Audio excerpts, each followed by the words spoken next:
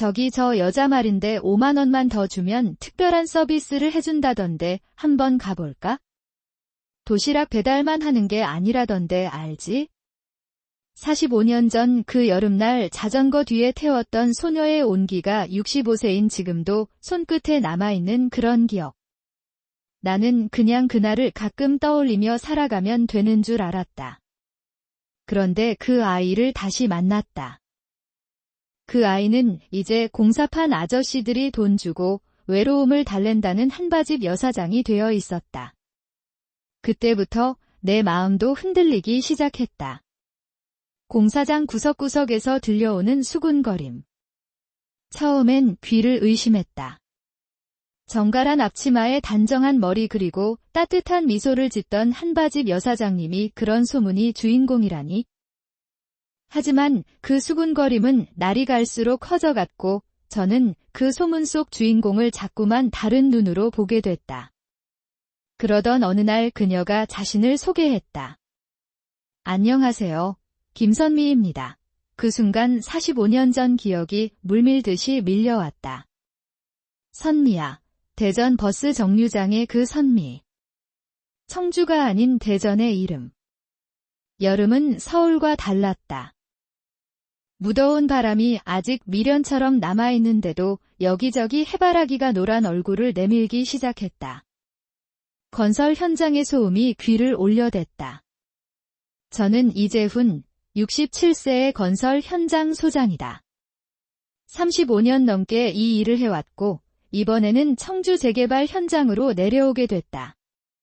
제 담당도 아니었는데 회사 내부 사정으로 갑자기 배정된 현장이었다.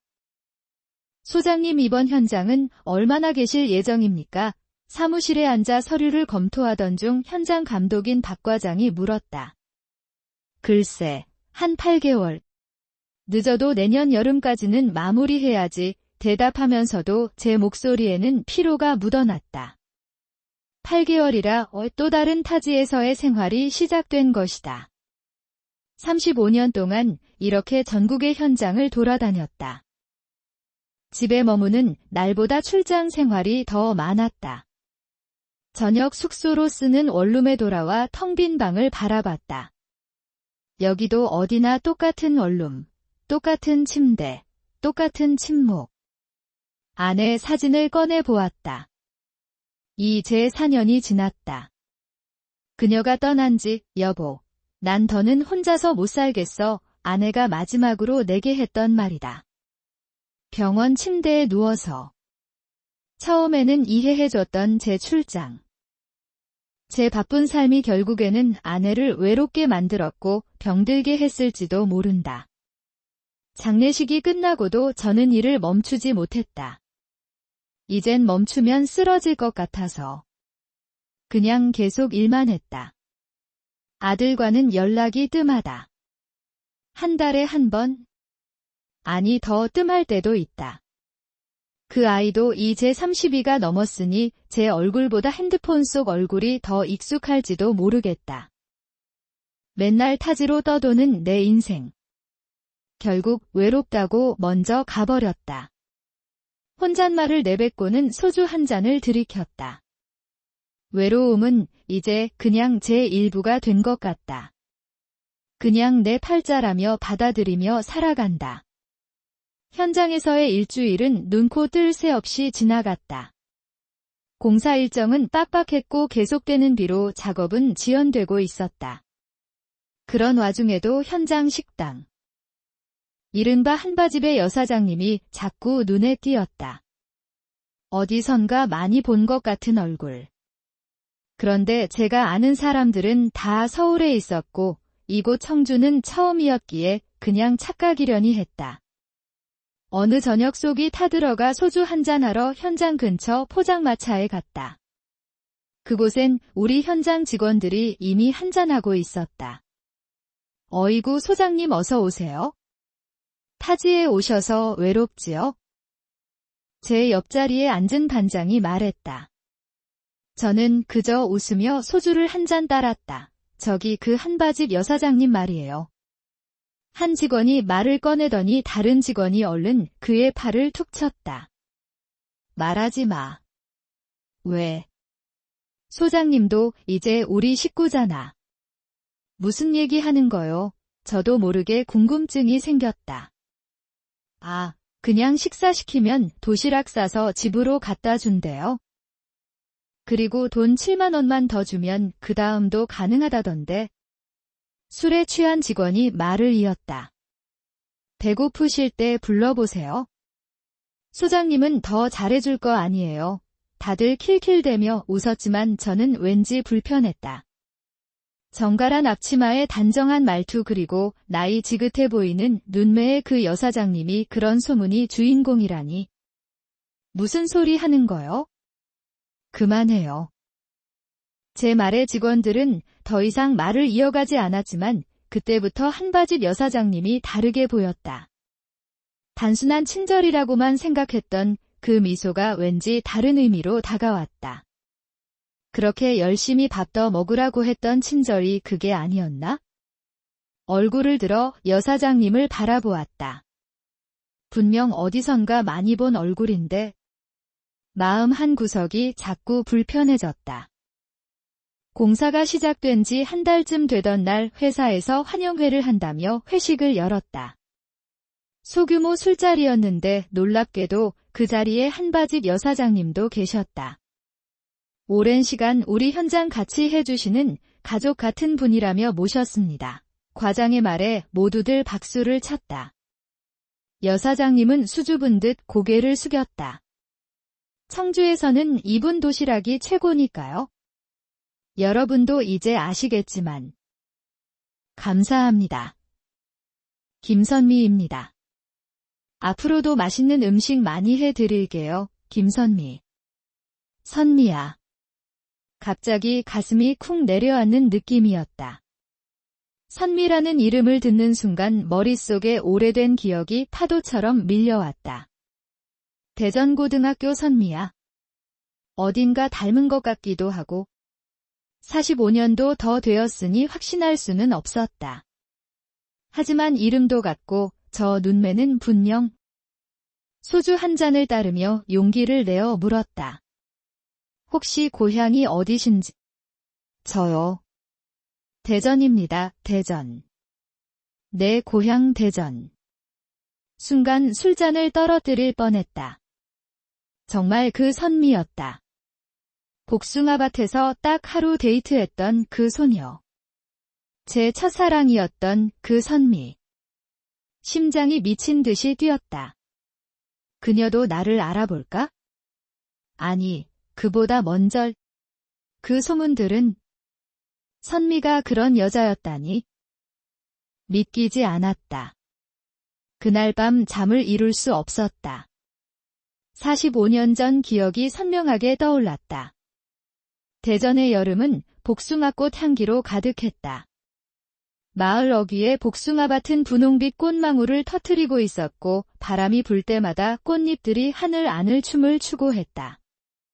그 시절 고등학교 3학년이던 저는 매일 아침 1시간에 한 대 오는 버스를 타고 등교했다. 그 버스에는 항상 선미가 있었다. 교복 치맛자락을 바람에 날리며 늘 버스 정류장 의자에 앉아 책을 읽고 있었다. 처음엔 그저 멀리서 바라보기만 했다. 그녀의 단정한 머리카락이 바람에 흩날릴 때마다 제 심장도 함께 흔들렸다. 매일 같은 시간 같은 버스를 타려고 일부러 서둘러 나왔다. 어느 날 저는 평소보다 일찍 정류장에 도착했지만 선미의 모습은 보이지 않았다. 버스가 떠난 후에야 선미가 숨을 헐떡이며 뛰어왔다. 땀방울이 그녀의 이마에 맺혀 있었고 눈에는 실망감이 가득했다. 어떻게? 버스 놓쳤네. 여기서 학교 가려면 걸어서 1시간이야. 선미의 실망한 목소리가 제 가슴을 아프게 했다. 그때 문득 용기가 생겨 말했다. 잠깐만 기다려. 내가 데려다 줄게. 집으로 달려가 아버지의 낡은 자전거를 끌고 왔다. 자전거는 오래됐지만 튼튼했다. 선미 앞에 자전거를 세우고 말했다. 뒤에 타. 처음엔 망설이던 선미가 어색한 미소를 지으며 말했다. 아니야, 그냥 걸어갈게. 늦겠다. 괜찮아, 제가 다시 권하자 선미는 살짝 긴장한 듯 자전거 뒤에 올라탔다. 그때만 해도 우리 사이엔 묘한 거리감이 있었다.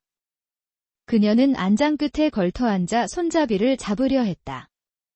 자, 출발한다. 페달을 밟기 시작했다. 처음엔 천천히, 그러다 점점 속도를 올렸다. 시골길의 울퉁불퉁한 자갈밭을 지나는데 갑자기 커다란 돌멩이를 잘못 밟아 자전거가 휘청했다. 선미가 놀란 비명을 지르며 제 허리를 감싸 안았다. 괜찮아. 뒤돌아보니 선미의 얼굴이 제 등에 바짝 붙어 있었다. 그녀의 두 팔이 제 허리를 꽉 감싸고 푹신한 가슴이 등에 닿는 순간 온몸에 전율이 흘렀다. 얼굴이 불에 달궈진 듯 붉어졌다. 괜찮아. 그냥 놀랐어. 선미의 목소리가 떨리고 있었다. 그 뒤로도 그녀는 제 허리를 꼭 붙잡은 채 놓지 않았다. 저는 일부러 천천히 페달을 밟았다. 학교까지 가는 길이 이렇게 짧게 느껴진 적은 없었다. 그날 아침 복숭아꽃 향기가 바람에 실려 우리를 감쌌다. 자전거 뒤에서 느껴지는 그녀의 온기, 허리를 감싼 그녀의 팔, 그리고 등에 닿는 가슴의 떨림까지. 모든 것이 선명하게 기억난다. 학교 정문이 보이자 저는 속도를 더 늦췄다. 이 순간이 끝나지 않기를 바랐다. 도착했네. 고마워, 재훈아. 선미가 자전거에서 내리며 수줍게 웃었다. 그 미소가 얼마나 아름다웠던지. 그날 하루 종일 가슴이 두근거렸다. 내일도 데려다 줄게. 제 말에 선미가 고개를 끄덕였다. 그러나 다음 날 선미는 버스 정류장에 오지 않았다. 그 다음 날도 결국 수소문 끝에 선미의 가족이 갑자기 서울로 이사를 갔다는 것을 알게 됐다. 제 첫사랑은 그렇게 복숭아꽃 향기와 함께 사라졌다. 대학생이 되어 서울로 올라왔을 때 선미를 찾을 수 있을까 하는 희미한 기대가 있었다. 하지만 서울은 너무 넓었고 선미를 찾을 만한 단서가 전혀 없었다. 그렇게 4년의 시간이 흘렀다. 그러던 대학 4학년 여름 축제 날이었다. 제가 다니던 대학의 연꽃 축제는 서울에서도 유명했다. 친구들과 술을 마시고 캠퍼스를 돌아다니던 중 불현듯 그녀를 보았다. 연꽃이 흩날리는 가운데 서 있던 선미. 처음에는 제 눈을 의심했다. 하지만 그 미소, 그 눈빛, 틀림없는 선미였다. 선미도 그녀도 저를 알아봤다. 눈이 동그래지더니 천천히 미소를 지었다. 재훈이. 정말 재훈이 맞아. 그 순간 세상이 멈춘 것 같았다. 우리는 연꽃 아래서 서로를 바라보았다. 4년 만의 재회. 하늘이 정한 운명이라고밖에 설명할 수 없었다. 그날 밤 우리는 학교 앞 작은 포장마차에서 소주를 마셨다. 선미는 인근 여대에 다니고 있었고 우연히 친구 따라 저희 학교 축제에 왔다고 했다. 두 사람 다 가난한 고학생이라 비싼 술집에 갈 형편이 안 됐다. 하지만 그런 건 중요하지 않았다. 라면에 소주를 마시고 밤늦게까지 캠퍼스 주변을 걸었다. 여름바람에 연꽃 잎이 하늘 안을 춤을 추었고 선미의 머리카락도 그 리듬에 맞춰 날렸다. 가로등 불빛 아래 그녀의 얼굴은 4년 전보다 더 예뻐 보였다. 대학생이 된 선미는 더 성숙해졌지만 웃을 때 눈가에 생기는 작은 주름은 여전히 그대로였다. 대전 떠나고 많이 울었어. 선미가 술에 취해 고백했다. 그 말에 제 심장이 다시 뛰기 시작했다. 나도. 내가 없는 버스 정류장이 너무 허전했어. 밤이 깊어갈수록 우리 사이의 거리는 좁아졌다. 어느새 선미의 손이 제 손에 포개져 있었고 그 온기가 온몸으로 퍼져나갔다. 내 자취방 가볼래? 오늘 내 친구 안 들어와. 선미의 목소리가 떨렸다. 저도 가슴이 터질 듯 뛰었다. 그녀의 작은 자취방은 따뜻했다. 좁은 원룸의 책과 옷가지들이 소녀처럼 정갈하게 정리되어 있었다. 선미는 커피를 내려주겠다며 주방으로 갔고 저는 그녀의 뒷모습을 바라보았다. 그날 밤 우리는 서로의 온기에 취해 몸과 마음이 하나가 되었다. 선미의 부드러운 살결과 달콤한 숨결이 아직도 생생하다. 그녀의 눈에 맺힌 눈물방울, 떨리는 입술, 그리고 제 이름을 부르던 목소리까지. 모든 것이 완벽했다. 그 후로 우리는 주말마다 만났다.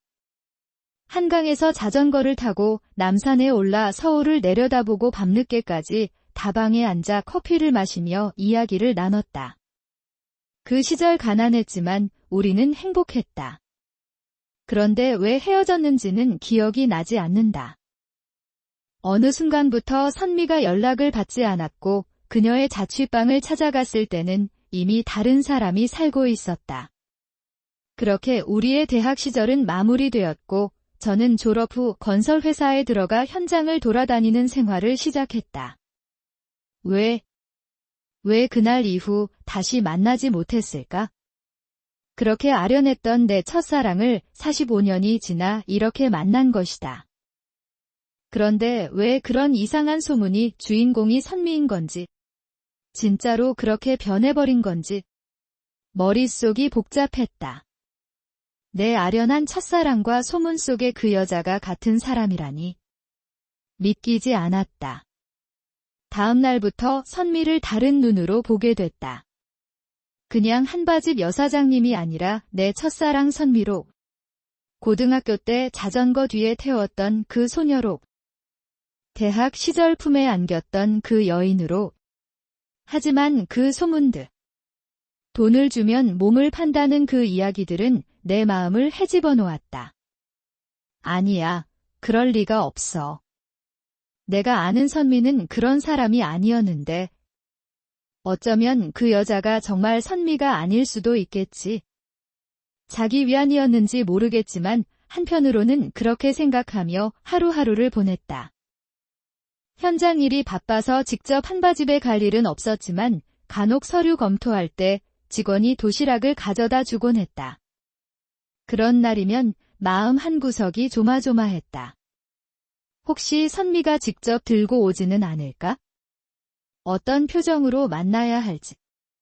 어느 늦은 오후 사무실에서 야근 중이었다. 직원들은 모두 퇴근했고 나 혼자만 남아 진척 보고서를 작성하고 있었다. 노크 소리가 들렸다. 네, 들어오세요. 문이 열리고 선미가 도시락을 들고 들어왔다. 아직 식사 안 하셨다고 해서 도시락 가져왔습니다. 나는 당황해서 말을 더듬었다. 아, 네. 감사합니다.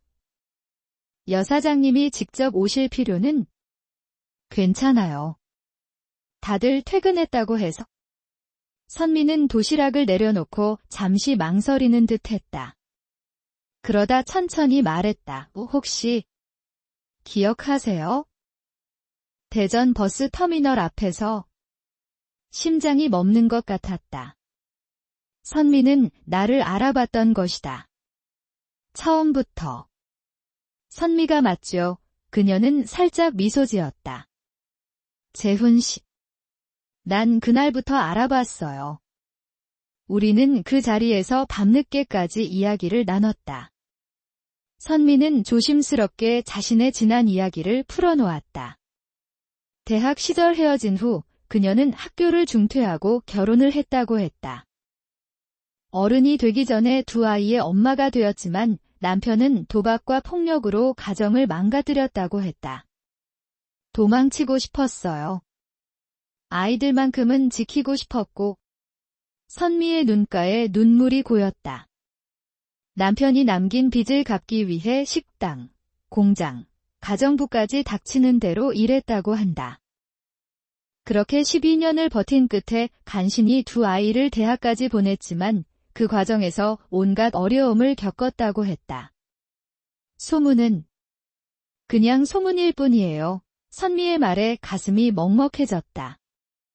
홀로 두 아이를 키우는 여자에 대한 세상의 시선이 얼마나 모졌을지. 아픔이 내 가슴을 파고들었다. 난 그저 이 나이에 다시 만난 게 기적처럼 느껴져요. 재훈 씨. 선미의 눈빛은 맑았다. 그 모습에서 45년 전 자전거 뒤에 타던 소녀의 모습이 겹쳐 보였다. 나도 그래, 선미야. 그날 밤 우리는 서로의 온기에 이끌려 함께했다. 이제는 주름이 자리 잡은 손과 얼굴이었지만 가슴은 45년 전과 다르지 않았다. 선미의 살결은 너무나 부드럽게 느껴졌고 그녀의 미소는 내 마음을 녹였다. 하지만 다음 날부터 선미는 싸늘하게 저를 대했다. 인사를 건네도 고개만 까딱할 뿐 눈도 마주치려 하지 않았다. 도시락도 다른 직원이 가져왔고 선미의 모습은 현장 식당에서도 보이지 않았다.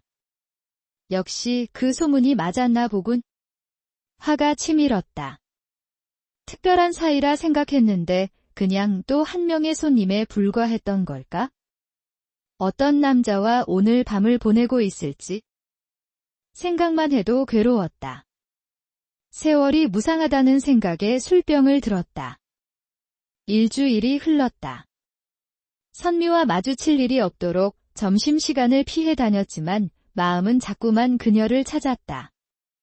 밤이면 취기에 젖어 그녀의 이름을 부르기도 했다. 그날 밤도 늦게까지 일하다가 사무실 밖으로 나와 담배를 한 대 물었다. 빗방울이 조금씩 떨어지기 시작했다. 공사장의 불빛이 흐릿하게 비에 젖어들었다. 재훈 씨. 뒤에서 선미의 목소리가 들렸다. 돌아보니 선미가 손에 우산을 들고 서 있었다. 무슨 일이에요? 이 시간에. 선미는 잠시 말을 고르더니 조용히 입을 열었다. 그런 소문. 한 번 퍼지면 평생 지워지지 않아요. 하지만 재훈 씨. 난 당신만은 믿어줬으면 했어요. 빗물이 선미의 얼굴을 적시고 있었다. 그것이 눈물인지 빗물인지 분간할 수 없었다. 무슨 말이에요? 이 현장에 온 지 4년이 넘었어요. 처음엔 그냥 도시락만 팔았죠. 그런데 언젠가부터 소문이 돌았어요. 여자 혼자 사는 게 그렇게 쉬운 일이 아니라는 걸 이제 알죠. 특히 내 나이의 여자가. 선미의 목소리가 떨렸다. 그날 밤 당신을 만난 건 정말 오랜만에 느낀 행복이었어요. 하지만 그 다음 날 현장에서 들려오는 수군거림.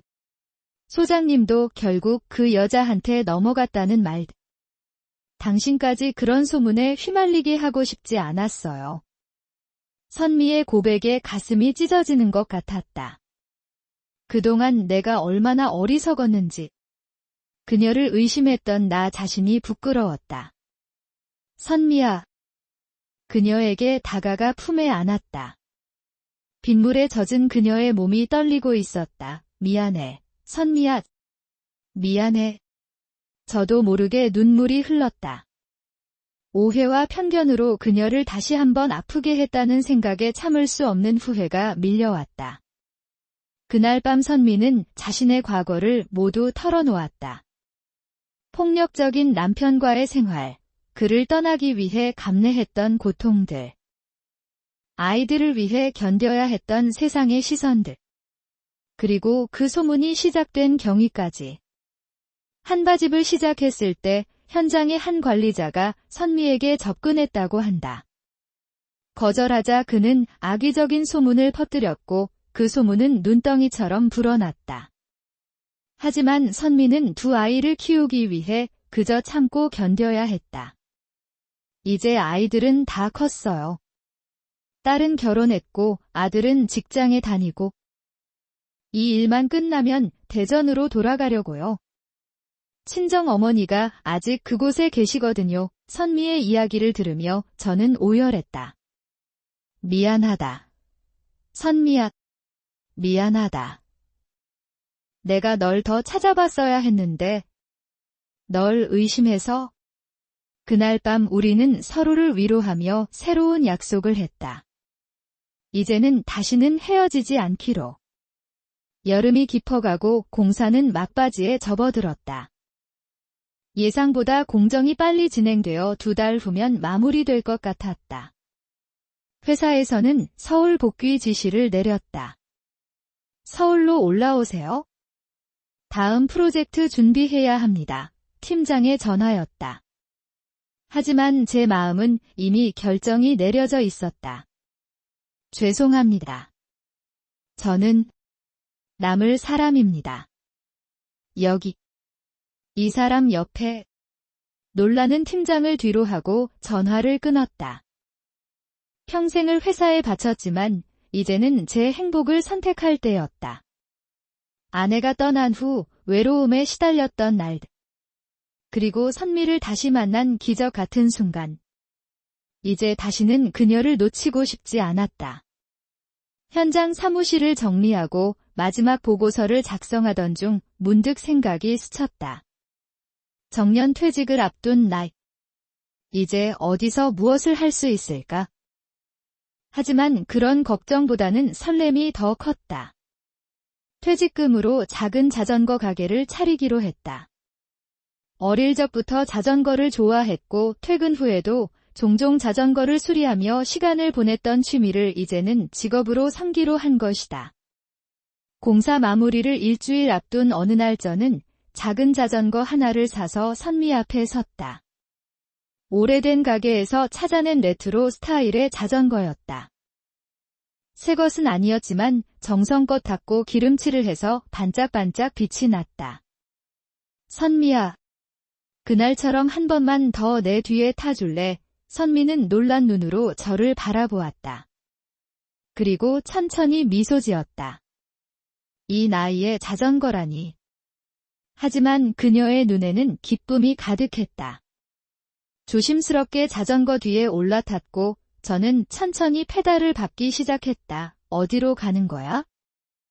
우리의 미래로.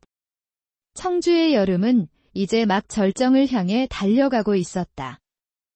재개발 지역을 벗어나 옛 골목길로 들어서자 복숭아꽃이 흩날리는 길이 나타났다. 마치 45년 전 대전의 그 여름날처럼. 천천히 자전거를 타고 가는 동안 선미는 제 허리를 감싸 안았다. 이제는 주름진 손이지만 그 온기만은 예전과 다르지 않았다. 바람이 불 때마다 복숭아 꽃잎이 우리 주위를 맴돌았고 그 향기가 온몸을 감쌌다. 재훈. 앞으로 어떻게 할 거야? 선미가 등 뒤에서 물었다. 글쎄. 난 퇴직하고 자전거 가게를 차릴 생각이야. 너는? 나도 한바집 그만두고 대전으로 돌아갈 생각이었는데. 선미의 말에 자전거를 세웠다. 뒤돌아보니 선미의 눈에 걱정이 어려 있었다. 그럼 같이 가자. 대전으로. 내가 그곳에 자전거 가게를 차릴게. 선미의 눈이 커졌다. 정말. 괜찮아. 당연하지. 내 고향이기도 하잖아. 그리고 내 옆에 있고 싶어. 선미의 눈에서 눈물이 흘렀다. 그것은 기쁨의 눈물이었다. 재훈. 우리 이제 늙었는데. 그래서 더 늦출 시간이 없지. 선미의 손을 잡고 약속했다.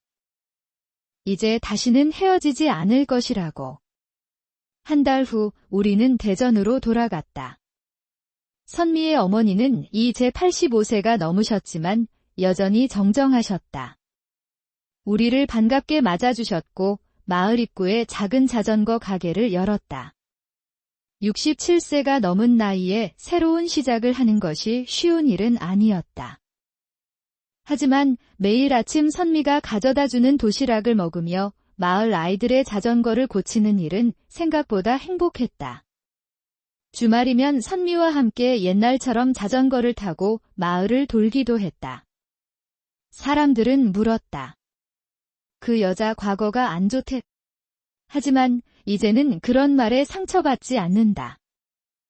내가 아는 김선미는 누가 뭐래도 내 첫사랑이고 지금도 내 마음을 설레게 하는 단 한 사람이다. 내 나이 67세. 다시 사랑이라는 말을 할 줄 몰랐다.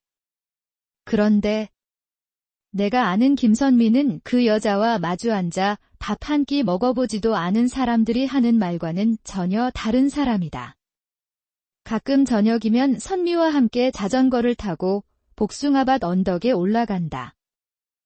그곳에서 바라보는 노을은 세상 어디에서도 볼 수 없는 아름다움이 있다. 선미의 손을 잡고 바라보는 그 풍경 속에서 저는 다시 청춘이 된다. 사람들이 말하더군요. 황혼의 사랑은 사치라고. 근데 전 이제야 사랑이 뭔지 알 것 같다. 복숭아꽃 흩날리는 이 여름날에 내 첫사랑 선미를 다시 태우고 간다. 내 남은 삶 전부 걸어도 아깝지 않은 그 사람이다. 혹시 복숭아꽃 피던 그 여름날의 누군가가 지금도 그리우신가요? 지금 이 순간 그 사람의 이름을 조용히 한번 불러보세요. 그 이름 하나만으로도 우리는 다시 청춘이 된다. 감사합니다.